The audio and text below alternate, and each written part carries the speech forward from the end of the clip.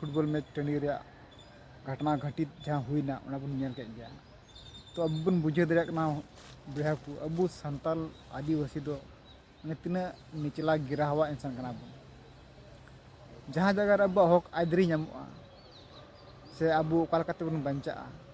अब ओत हासा जगह जमी बहु बिटी जत आबादी नौकरी चौकरी हासा भाषा जाति धर्म चेक काते बन बंचावा नुआ को लगी ते नोनका आंदोलन सही तरीका ते से ओगरा आंदोलन कना नुका करधनिया करनामा कभी बन कराव नोंकाना मेनकन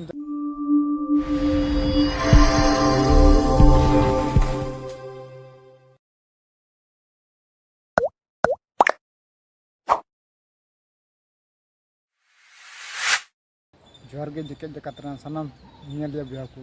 सगुन दिन पेनवा चिरगर तरस लाइव खन इंगी बिसरा बया तो गति को यार तिना नवा वीडियो रे अड़ी विचार धारा रे कथा बन कथा जहाँ अब नेहाली को नेल के होला मधर जहाँ साहबगंज जिला बारेजोर प्रखंड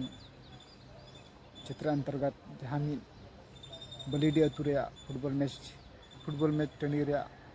घटना घटित जहाँ हुईना उना बन नेल केद गया। तो अब बन बुझे दरिया कना बया को अबु संताल आदिवासी दो माने तिना निचला गिरा हवा इंसान कना बन जहाँ जगह अब हक आदरी नामुआ से अबु ओकाल काते बन बंचा अब ओत हासा जगह जमी बहु बिटी जत आबादी नौकरी चौकरी हासा भाषा जाति धर्म चेक काते बन बंचावा नुआ को लगी ते नोनका आंदोलन सही तरीका ते से ओगरा आंदोलन कना नुका करधनिया करनामा कभी बन कराव नोंकाना मेनकन जहाँ जगह रे अबु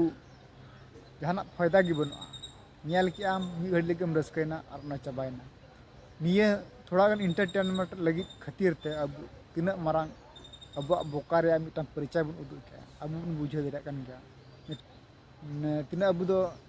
तीना एंटरटेनमेंट होड़ कना बन अब दो ओना खातिर तिगी अब जहाना उनका नपाय हुदिस विचार से माने अब हक लगी बाबन चिका दरिया कना नुआ उग्र आंदोलन निकना घटना जुदी सही जगह रे सही अक्तर जुदी बन कराव गया पाचेतों होयतो अब तीन अब आदिवासी संताल दो पसंद अब साथे अत्याचार रोड़े कचटों लेकना घटना घटा दो अब तला रे बाबुन नेल क्या आर से बांग हुई तो मा पे की विचार तबन पे दिसम रे सनाम निरे बिहा को जे अबु ओका हाथ हबी मिना बुना अतिना गिराहवा इंसान लेकान माने अब परिचय बन उदुगे कना अब बन बुझे दे कान गया।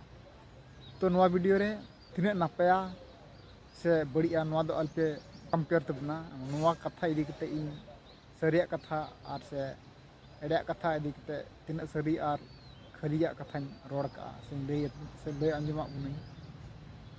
और नेल मापे नेल का तमन गे एंते रहा चदा च मने बाय मनता कना जे बांग नवा को बाबत कटी इंसेन हो नासिनी रोड़ा जे उन्हें को मेना समाज लगी मिट बेड़ा दो चेद 5-10 मिनट हम ऑक्टो लेन खाई आमा कथाते आमा विचार कथाते आमा हड़ को विचार नाम विचार को माने कुछ विचार या मुद्दार को हिजुआ को विचारवा और उना निये गी हिं रोड के चेदा बड़िया मा अडी उसरागी अडी कजागी देश दुनिया रे सोशल मीडिया माध्यम ते अडी जस्ती के वायरल कना मेनखान नापाय कथा विचार और रोड रे दो अडी कम मात्रा रे वीडियो को बनाए कान तबना। तो अब नवा नियति वीडियो बन बना के तो नवा वीडियो रे जस्ती आदो बाबुन रोड़ा मा जहाँ तना इन रोड के से बड़ी के वीडियो तपे इकन तबना और नेक्स्ट वीडियो नौका के आरिन अगुई तबना चलो तबे नवा वीडियो रे नोंडे गी केचेदे कान तबना मा तबे जोहार।